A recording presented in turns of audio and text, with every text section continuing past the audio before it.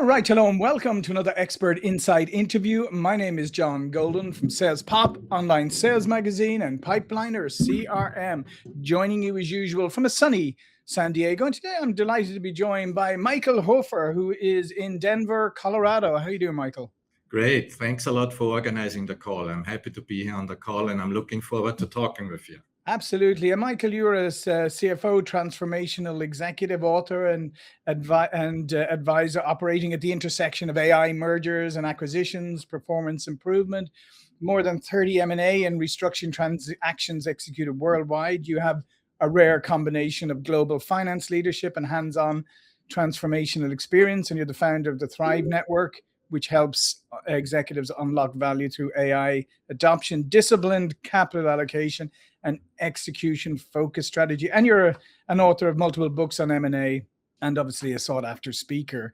Let's jump into it. So you've done like over 30 M&A transactions across multiple companies and industries. What's the single biggest lesson you've learned about international deal making? Yeah.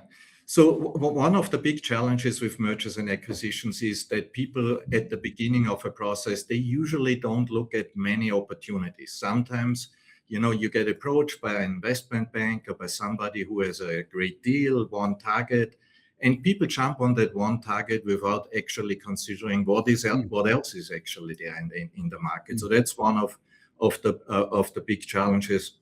And with M&A itself makes only sense if it is aligned with the strategy. Mm-hmm. So for international growth, especially, if there are other opportunities how you can grow internationally, and you really need to figure out and compare, okay, mergers and acquisition versus building up your own team versus creating partnerships locally. There are many different ways how you can grow internationally. So some people just jump too quickly on mergers and acquisitions.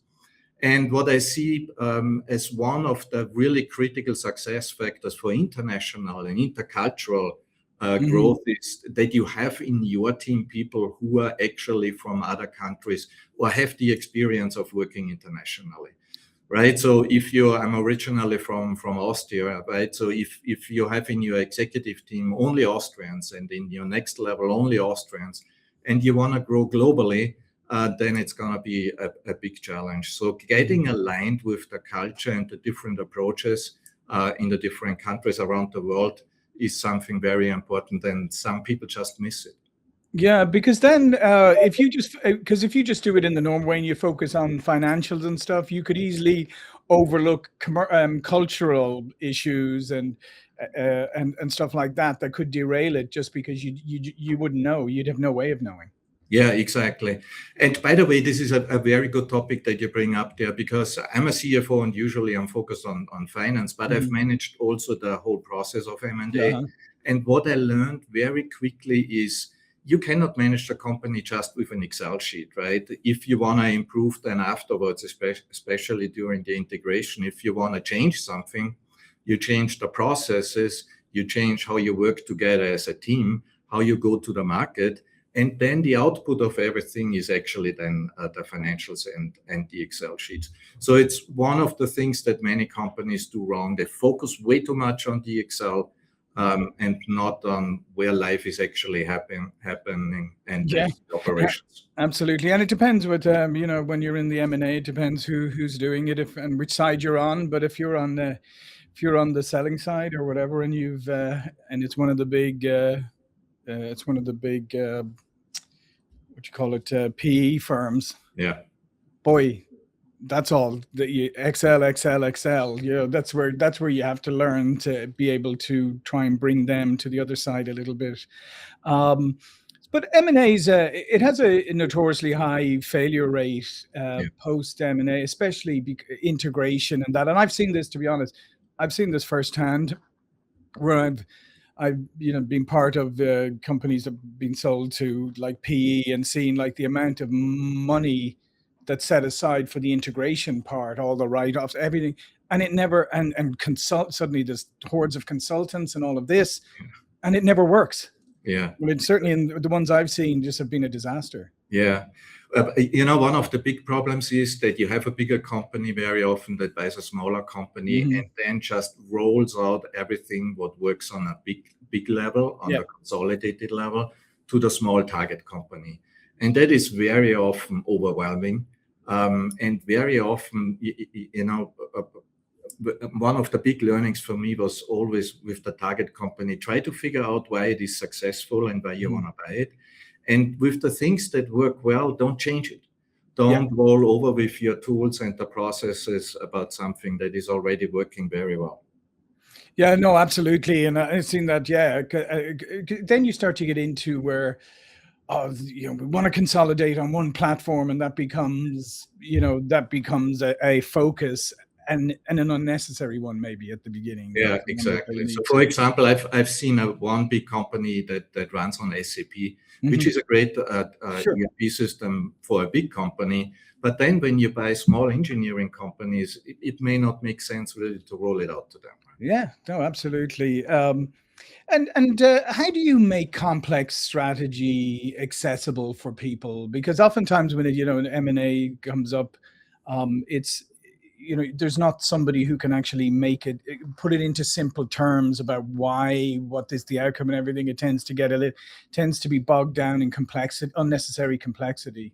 Yeah, it's one of my leadership learnings that I apply in M&A, but also outside of M&A. It is always focusing on the big picture and what do you actually want to achieve with that M&A transaction.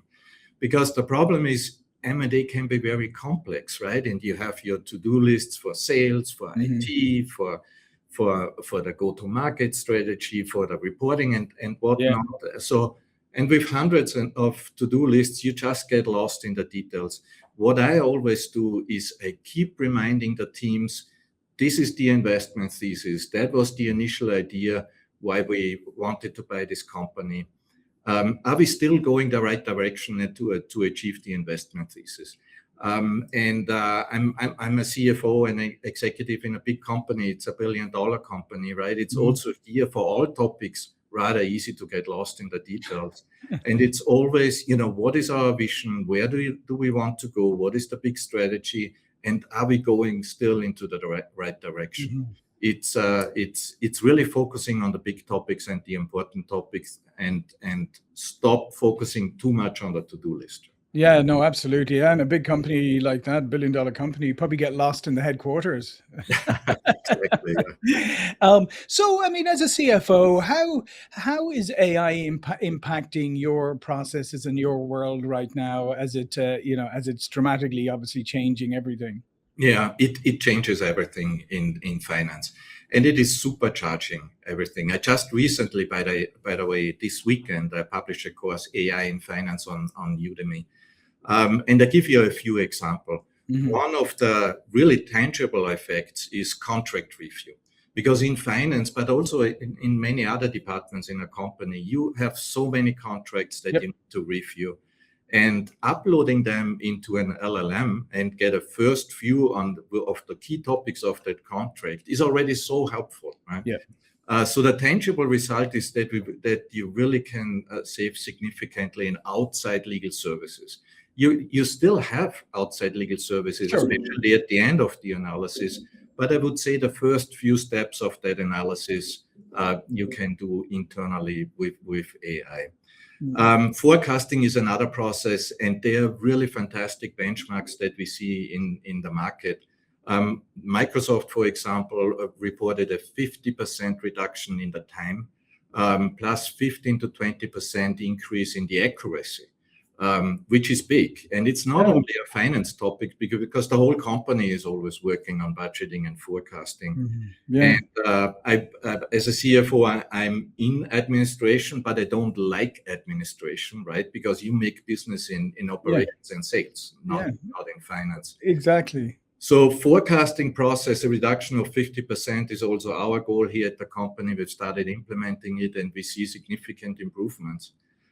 Then the monthly closing process is where you can automate a lot of the reconciliations, a lot of the automatic flagging of some issues that you have there. And then what we see also in many departments, not even in finance, but in the whole company, if you want to develop an approach, a process, a policy, the first few rounds, you really can go with an LLM and use it. And those are really tangible results that you see rather quickly in a company.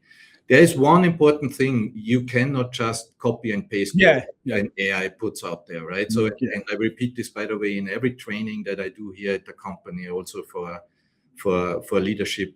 There are hallucinations. I've experienced them very often. AI comes up with something that is just wrong, right?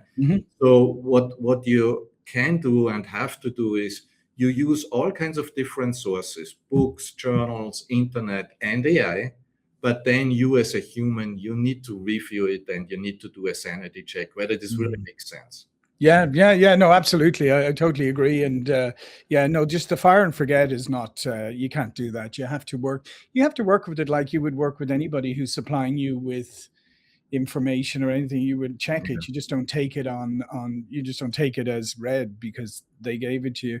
One of the things you mentioned on there, and I think this is probably, there's a lot of people like you out there, Michael, people in C-level positions like CFO position, who want to be strategic and want to be, operating at, strategic level, but they're caught so much in the weeds often of the finance. This sounds like AI can help other CFOs maybe get out of the weeds a bit and allow them to be more strategic. Yeah, definitely. So one approach that I like using is called the RPM, which starts with the results, then the purpose, the big why. Why do you want to achieve the results? And then M for massive action. It's a process that Tony Robbins, a long time ago, started communicating. And the R is really the focus on the big topics, on not the details, but really the big topics that you want to achieve. It's the big categories, like what do I want to achieve in sales? What do I want to achieve in operations? What do I want to achieve in administration? And then really go after the big topics. And sometimes, especially, the bigger the company, the more complex it gets, and the easier you get lost jumping from one meeting to the next meeting. The busier it gets, the more you need to lean back and say, what are really the results where I want to go, and complete focus on the big picture. Yeah, no, absolutely. And then just talking a little bit about back to international M&A, because it's a fascinating subject. How often, or how do Western companies sometimes struggle with, when they acquire ones in emerging markets and they're trying to restructure or integrate them? What are some of the challenges they face? And maybe from their own process, if you like. Yeah. A lot is intercultural, to be very honest. And sometimes we believe that two countries may be very similar, and they may be. But then in detail, there are many differences. And I give you one difference between Austria and the US, because I've lived in both countries. In Austria, if you are a few minutes late to a meeting, it's not a problem, right?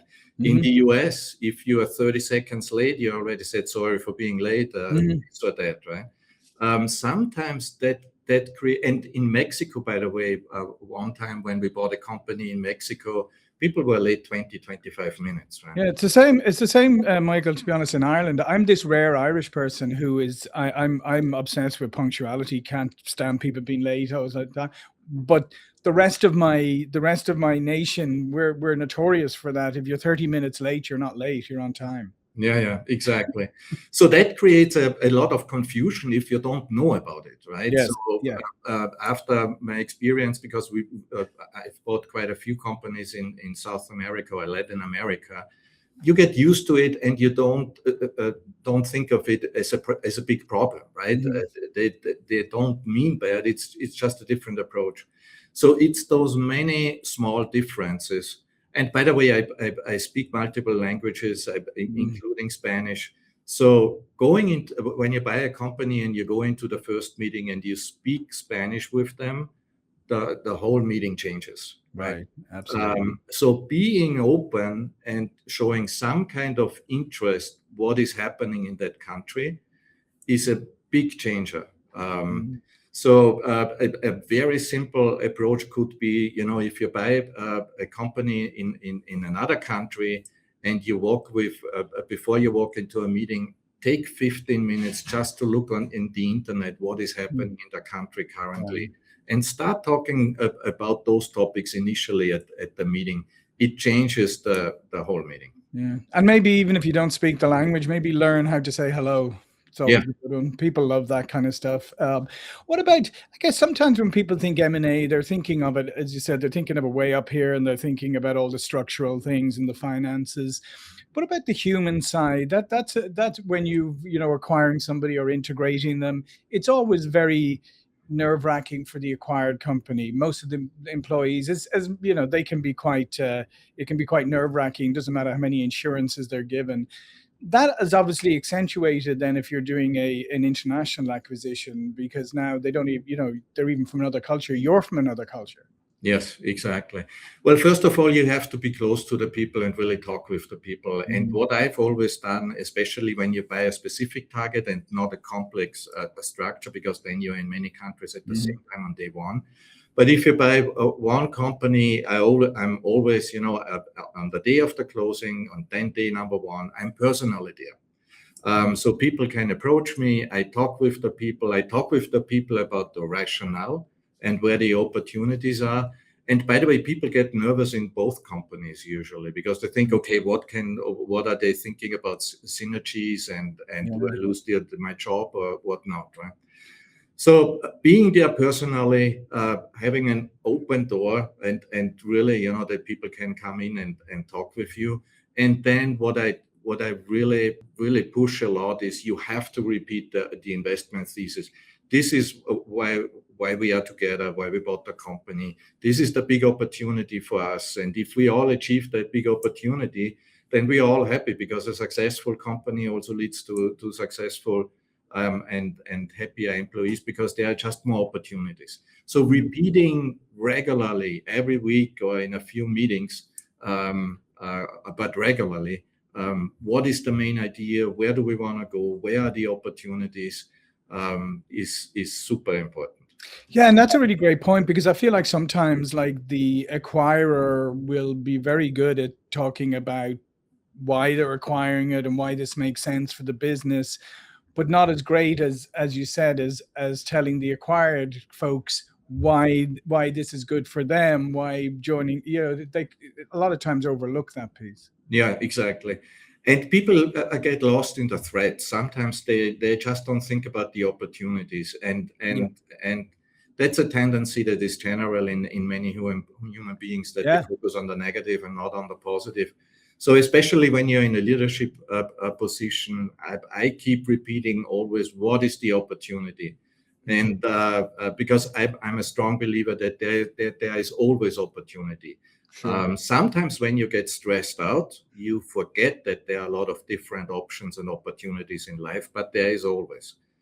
So focusing as a leader, showing people, hey, there is a bright future in front of us. This is where how we believe that we can get there.